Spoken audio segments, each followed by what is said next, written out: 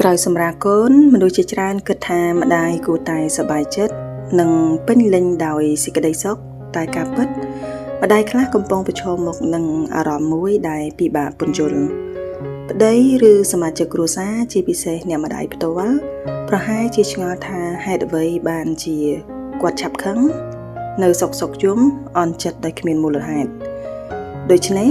យើងមកស្រាយចម្ងល់ទាំងអស់គ្នាវីដេអូនេះគ្រាន់តែជាការចែករំលែកនិងការយល់ដឹងទូទៅដែលនាងខ្ញុំសិក្សាស្វែងយល់អំពីស្ថានភាពធ្លាក់ទឹកចិត្តក្រោយសម្រាលចាមិនមែនជាការធ្វើការវិនិច្ឆ័យបែបវិទ្យាសាស្ត្រដោយនាងខ្ញុំផ្ទាល់ទេចាចំពោះ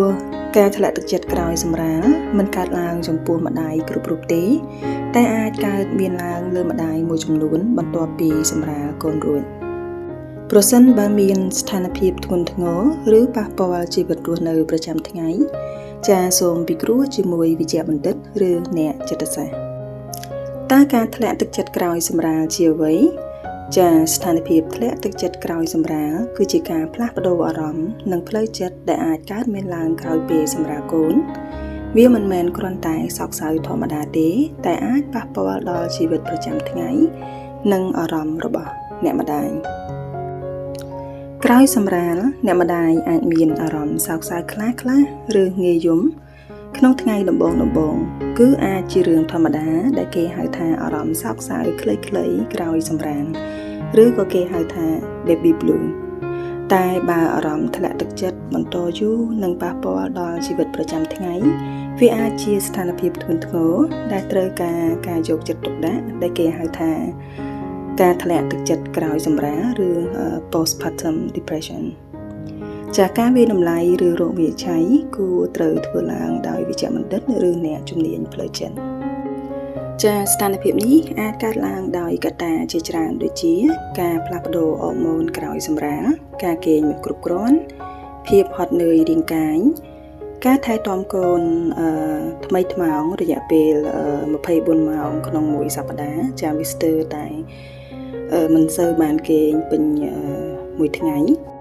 ពាក្យសម្ដីឬស្ថានភាពមួយចំនួនពីមនុស្សជុំវិញខ្លួនដែលអាចធ្វើឲ្យគាត់អន់ចិត្តនិងមានអារម្មណ៍ថាឯកា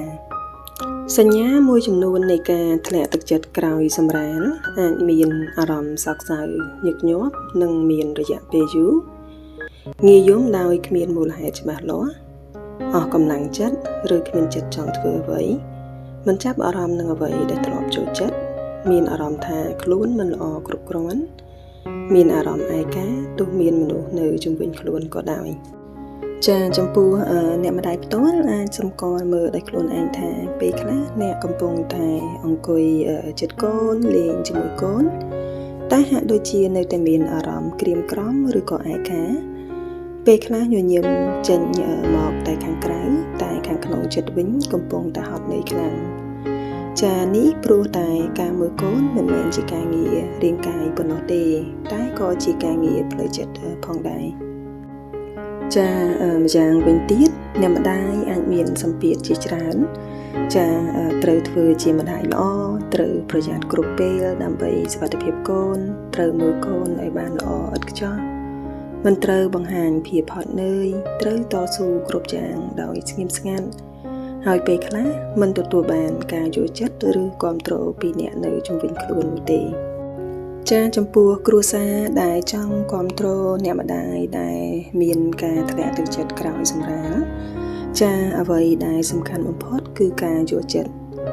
ចាស្វាមីឬសមាជិកគ្រួសារអាចស្ដាប់គាត់ដោយមិនចោទប្រកាន់មិនប្រៀបធៀបជួយមើលកូនឬបដូរវេនគ្នានិងជួយធ្វើកិច្ចការងារផ្ទះចាដើម្បីឲ្យគាត់មានពេលសម្រាកនិងថែរក្សាសុខភាពរាងកាយនិងផ្លូវចិត្តចានិយាយពាក្យល្អៗទៅកាន់គាត់ហើយកុំបន្ថែមសម្ពាធទៅលើគាត់ឯងចាការជួយការងារតូចៗទាំងនេះវាពិតជាមានន័យធំធេងសម្រាប់គាត់ណាស់ចាជាមួយគ្នាផងដែរប្រសិនបើជាអ្នកម្ដាយឬក៏ស្វាមីឬក៏សមាជិកគ្រួសារគាត់សម្គាល់ឃើញថាគាត់មានអារម្មណ៍ធ្លាក់ទឹកចិត្តខ្លាំងឬយូរពេករហូតប៉ះពាល់ដល់ជីវិតប្រចាំថ្ងៃចាគួរទៅពិគ្រោះជាមួយអ្នកជំនាញភ្លាមចាដូចជាវិជ្ជបណ្ឌិតអ្នកចិត្តសាស្ត្រ ឬក៏អ្នកជំនាញសុខភាពផ្លូវចិត្តដើម្បីជួយគ្រប់គ្រងទៅដល់អ្នកម្ដាយដែលមានរោគសញ្ញាធ្លាក់ទឹកចិត្តក្រោយសម្រាលឲ្យបានទាន់ពេលវេលាដូច្នេះអ្នកម្ដាយក្រោយសម្រាលគាត់មិនត្រឹមតែត្រូវការកម្លាំងចិត្តនិងស្ដារសុខភាពរាងកាយនោះទេតែគាត់ត្រូវការយល់ចិត្តការគ្រប់គ្រងនិងមានអារម្មណ៍ថាគាត់មិននៅឯកាម្នាក់ឯង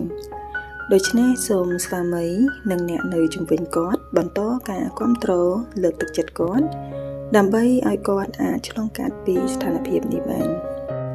ចាអរគុណច្រើនបើសិនជាអ្នកយល់ថាវីដេអូនេះមានប្រយោជន៍ចាសូមចែករំលែកបន្តទៅកាន់គ្រួសារនិងមនុស្សជាទីស្រឡាញ់របស់អ្នកផងចាសូមអរគុណយើងនឹងជួបគ្នាបន្តទៀតនៅវីដេអូក្រោយៗទៀត